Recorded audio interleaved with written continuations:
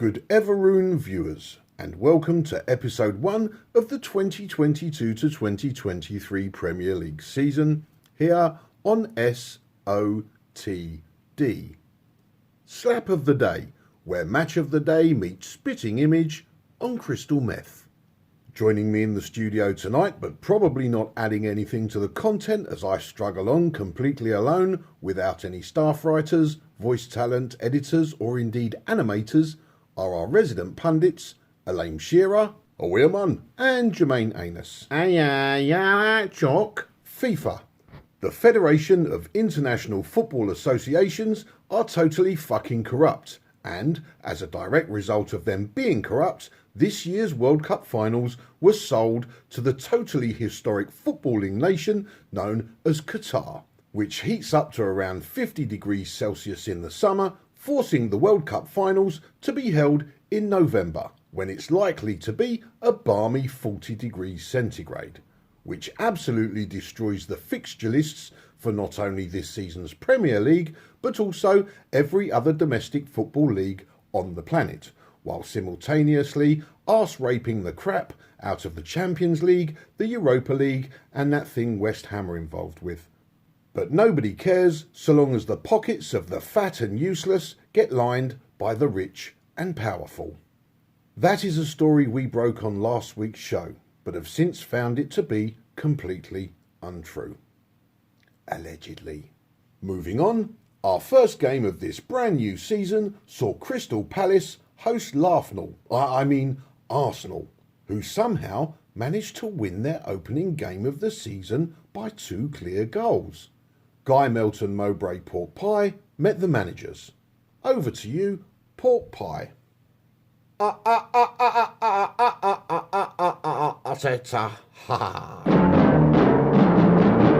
Arteta. We're Palace, and that's the way we like it. Oh.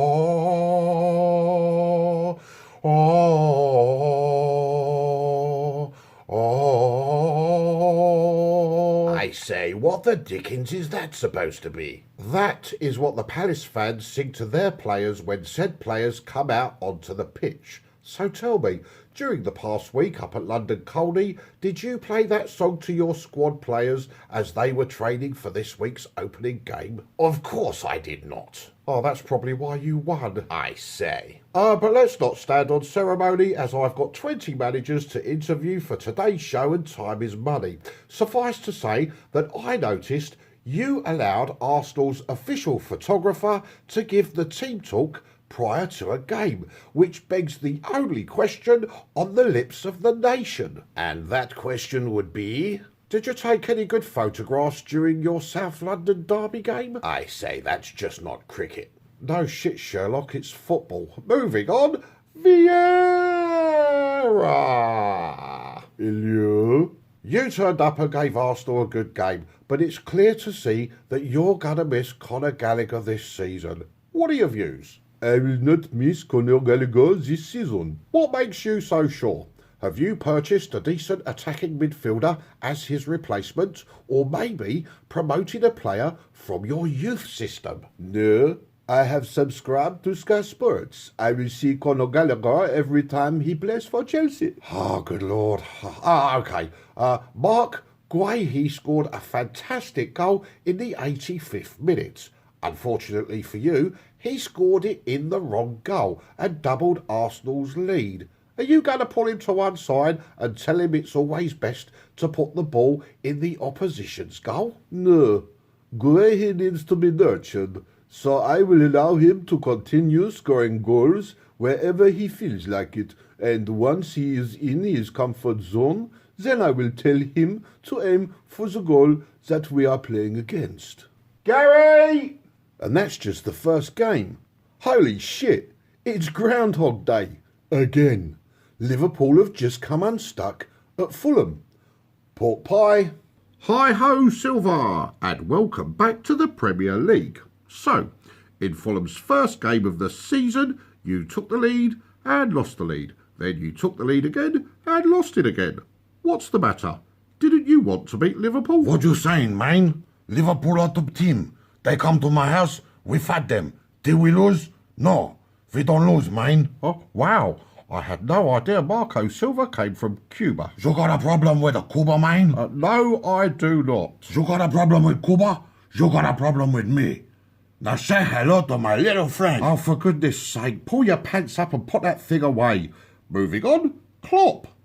Liverpool's opening game. Oh, crap. We need to get on to the art department. Klopp's had an upgrade. He's fixed his eyes and doesn't wear glasses anymore. Plus, he's changed his beard, so there's less on the sides and it's more pointy at the front. On second thoughts, maybe we could just give him a bandana and use the picture of Pirate Pete from AFTV. Anyway, you visited one of your bogey clubs, where you went down, equalised, went down again, and then equalised again, before failing to find a winner. So what's it going to be today? The pitch was too rectangular, the grass was too green, your players were too tired, the coach journey was too long, the fixture list is too congested, or the pitch was too dry. Oh, you've got me in a box. I need to work on my excuses. OK, 2 down, 8 to go, and our next match saw Slippy G's Aston Villa go deep south to Bournemouth. So for the second time in quick succession, Scouser faces newbie. Dr Pepper, what's the worst that can happen? Well, for Slippy G's Villa, they lose 2-0. Pork pie.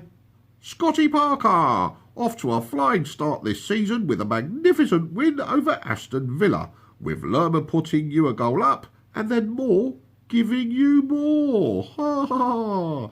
Second in the league behind your former club Spurs and a place above your old rivals Arsenal, as Bournemouth scored both of their own goals. What are your views? Well, the main essence of today was to come here and show us what we're all about, and in that sense, I thought we did that to a man like you said. Dear viewers, our job at SOTD is to poke fun at the Premier League and generally try to have a laugh. Unfortunately, in this instance, we can't, as we have no idea what Scott Parker is banging on about. We know what he's saying as he speaks coherent English, but we have no idea what those words mean. Well, in that order anyway. Slippy G! Technically, you turned up. However, you didn't really turn out and conceded 2 goals from 2 set breakfasts. I mean pieces. Are you happy with your performance today? No. And I thought we did that to a man like you said. Nope, I can't decipher that either. Newcastle beat Nottingham Forest 2-0. Pork pie. Eddie Howe, you hosted New Boys Forest on their return to top flight football and bagged yourself a win. Are you good with it? Yeah. Moving on, Jon Cooper. 90 minutes of football, 2 goals conceded, not a single shot on target. At face value, you're starting to remind me of Brian Clough. But unfortunately for you, it's a reminder of how bad Forest were in Clough's final season when they got relegated. What happened? Where were your attempts on goal? I told them, get the ball into their half and shoot at a goal, which they did 5 times. But it kept missing the onion sack. So I kept saying, if you're going to have a shot at goal, not like that, like that. For our younger viewers, that was Tommy Cooper. Go ask your granddad. Gary! Oh, and by the way, on his first episode of Match of the Day, Mr. Linkenkers performed in his undercrackers. So in our bid for one-upmanship, I'm here in the Raw.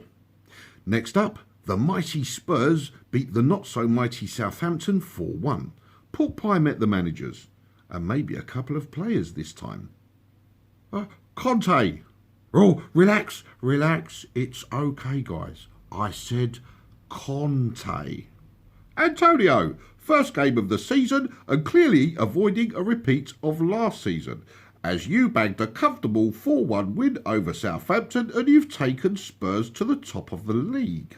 You got Daniel Levy to open his moth-infested wallet in May, and your squad looks better than it did last season. Will you be adding to the squad during this season, or are you good till next summer? It was a good game. We won. We are top of the league. And I will buy James Ward-Prowse in January. Well, enjoy your time at the top, as it won't last long. In fact, you'll be league leaders for about a third of what you had last season. How so? Because your next game is Chelsea. Last season you played them 3 times and lost 3 times. So enjoy your week in the limelight. Ah, shut up with your face. Harry Kane, you beat Southampton 4-1, but did not get on the score sheet. He scores when he wants. He scores when he wants. Harry Kane, he scores when he wants. Well, that's what your fans sing anyway. Yeah, well, obviously, but I'm Harry Kane, and I don't want to score goals in August. Never have done, never will. Obviously. Okay. Ralph has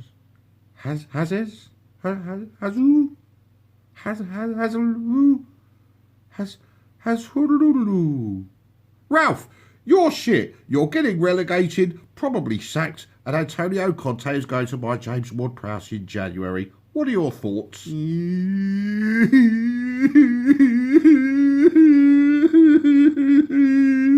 Gary! Leeds hosted Wolves at Ellen Road, where they won 2-1 and bagged all 3 points. Pork pie. Oi, Jug ears, could you maybe say a bit more next time? Only your super short intros have given me about 8 seconds to get from White Hart Lane to Ellen Road. Damn it, you suck. Jesse, great start to the season. You won your opening game, took all 3 points, and gave Wolves little or no chance to get back into the game. You must be buzzing. Buzzing? Y'all mean like a bee? I don't get your meaning, boy. Is this some sort of insect reference? The hell are you talking about? We're in England. Can't you speak English? Blimey. Bruno! You took the lead, you lost the lead, and then you lost the game. How does it feel to go home with your pants round your ankles? Well, I'm very proud of the players, Harry, because they come here and fought a good fight, which was a bit one-sided, but it was more like a Nigel Benn versus Joe Bugner, rather than a Mike Tyson versus Charles Hawtrey kind of fight. And you know what I mean, Harry? Yeah, well, obviously. Random. Gary! Frank Bruno, kids. Go ask your dad. In our next game, Everton hosted Chelsea and lost the game 1-0. Ellen Road to Goodison Park. That's about 76 miles. La la la la la la la la la. Do do do do do do. Do do do do do do do do do do do do. Right, okay, that's enough time. Pork Pie met the managers. Lampard, you're still not coloured in, and that's because we still have no confidence in you as a Premier League manager, so we won't invest our money in your colourisation until Everton are safe, by which time you probably won't be their manager anyway. Twist and turn like the twisty-turny thing you're known for being. Yeah, well, it was a good game. We turned up, defended well against a Champions League team, and I'm very proud of the boys because they gave nothing away. Apart from the penalty. Yeah, I mean, apart from the penalty, and of course all 3 points. We suck.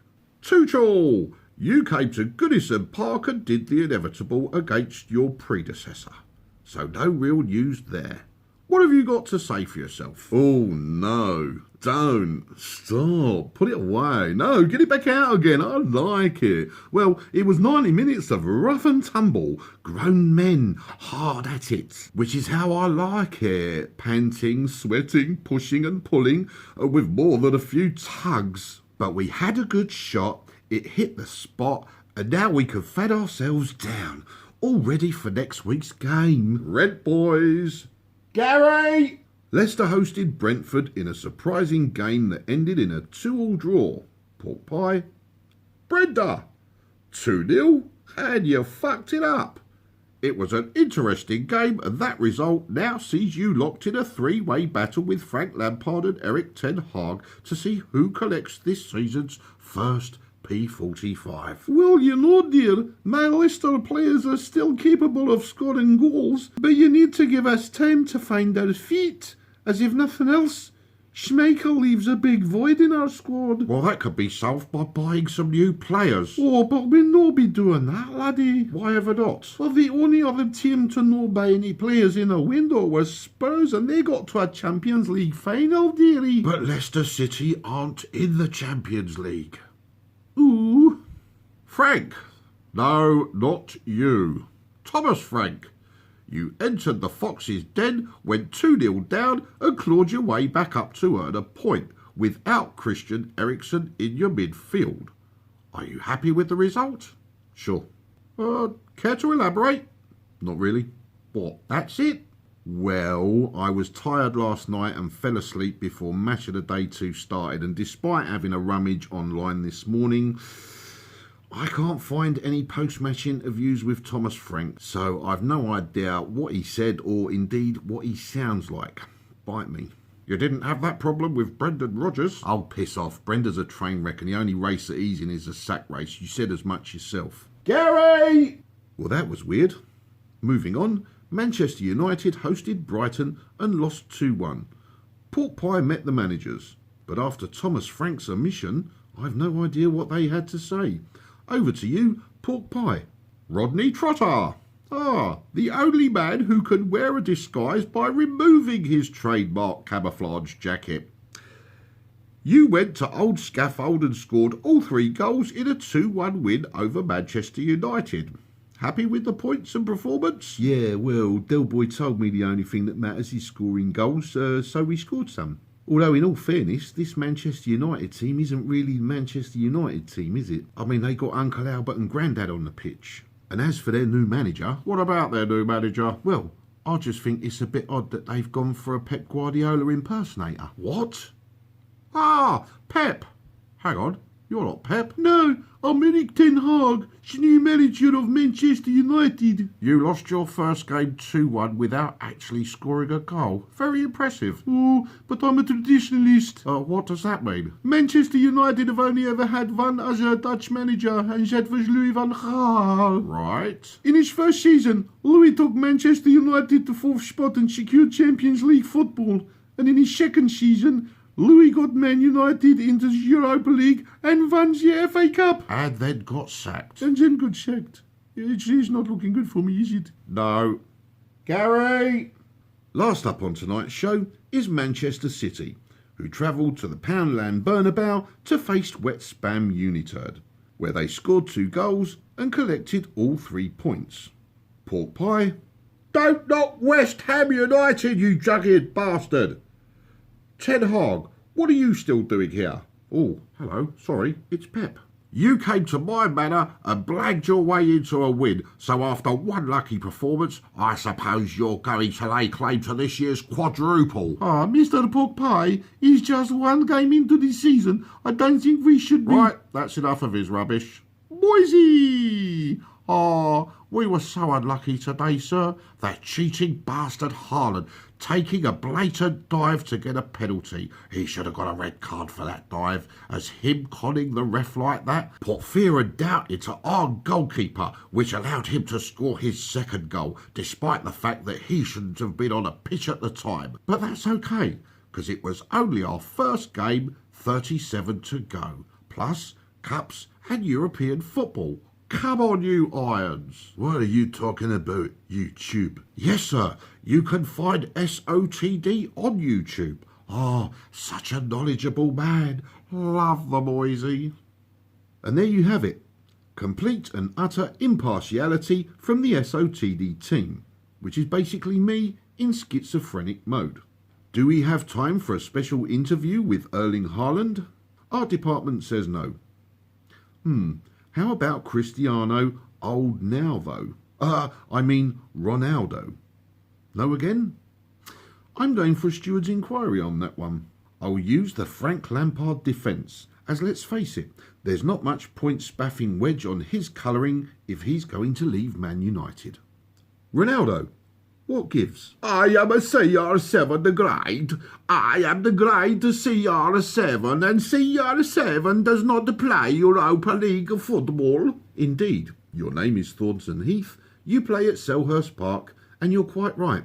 as you have absolutely no right being anywhere near European football. I bet you weren't expecting us to finish with a postman's joke. And in case anyone cries racism, Cristiano Ronaldo is a white European. Literally. I mean, we've not coloured him in. And secondly, the accent used for Ronaldo is based on Jim Broadbent's portrayal of Prince Albert in Blackadder's Christmas Carol. So, suck it. We'll see you next week, provided of course that we don't get sued and taken off the air by big scary lawyers, which is why this crap has no end credits.